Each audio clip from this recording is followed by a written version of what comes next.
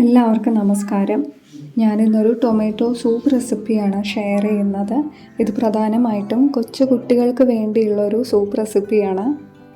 ഈ soup prepare ചെയ്യാൻ വേണ്ടി ഞാൻ 2 പഴുത്ത തക്കാളി എടുത്തിട്ടുണ്ട്. ഇതൊന്ന് ചെറുതായിട്ട് കട്ട് ചെയ്ത് കൊടുത്തിട്ട് നമുക്ക് അടി കട്ടിയുള്ള ഒരു പാത്രത്തിലിട്ട് ആവശ്യത്തിന് വെള്ളം ഒഴിച്ചിട്ട് വേവിക്കണം. സൂപ്പ് നല്ലൊരു അപ്പറ്റൈസറാണ്, നമുക്കെല്ലാവർക്കും അറിയാം. പക്ഷേ കുട്ടികളെ സംബന്ധിച്ചിടത്തോളം പ്രത്യേകിച്ച് അവർക്ക് ജലദോഷം ഒക്കെ ഉള്ള സമയത്ത് സൂപ്പ് കൊടുക്കുകയാണെങ്കിൽ അത് ശരിക്കും ഒരു കംഫേർട്ട് ഫുഡാണ്.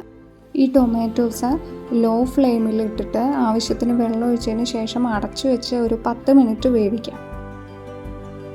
ഒരു 10 മിനിറ്റ് കഴിയുമ്പോഴത്തേക്കും തക്കാളിയുടെ തൊലിയൊക്കെ ഒന്ന് വിട്ട് വന്നിട്ടുണ്ടാവും.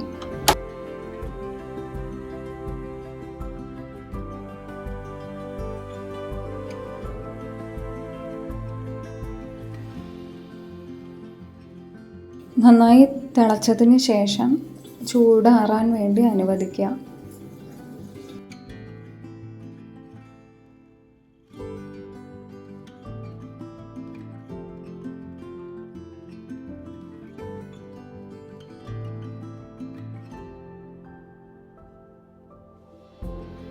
നന്നായി തണുത്തതിന് ശേഷം ഞാനിതൊരു മിക്സിയുടെ ജാറിലിട്ടിട്ട് നന്നായി അരച്ച് കൊണ്ടുവന്നിട്ടുണ്ട്.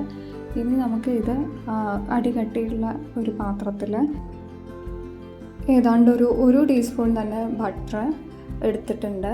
ബട്ടർ ഒന്ന് ചെറുതായി മെൽറ്റായി വരുമ്പോൾ അതിലേക്ക് 1 ടീസ്പൂൺ ചെറുതായി അരിഞ്ഞ ഇഞ്ചിയും വെളുത്തുള്ളിയും കൂടെ ചേർക്കണം.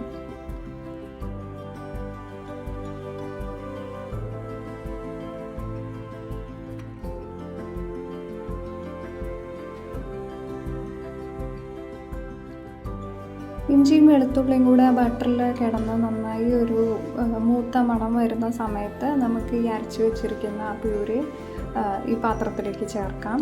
നന്നായി മിക്സ് ചെയ്യാം. അതിന് ശേഷം ഒരു 1/4 ടീസ്പൂൺ മഞ്ഞൾപ്പൊടി ചേർക്കാം.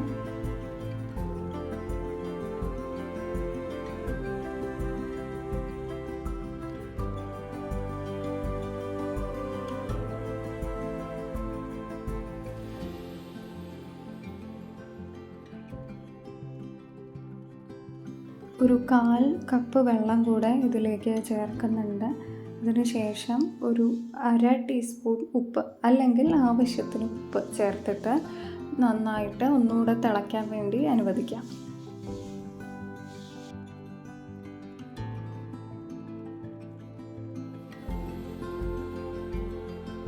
നേരത്തെ പറയാൻ വിട്ടുപോയതാണ്, ഇതിൻ്റെ കൂടെ ഒരു 1/2 ടീസ്പൂൺ ആഡ് ചെയ്തിട്ടുണ്ട്.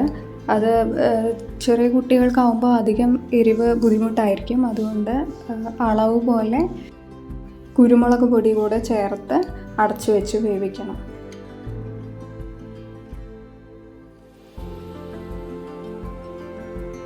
അങ്ങനെ നമ്മുടെ ടൊമാറ്റോ സൂപ്പ് വെട്ടിത്തിളച്ച് പാകമായി വന്നിട്ടുണ്ട്.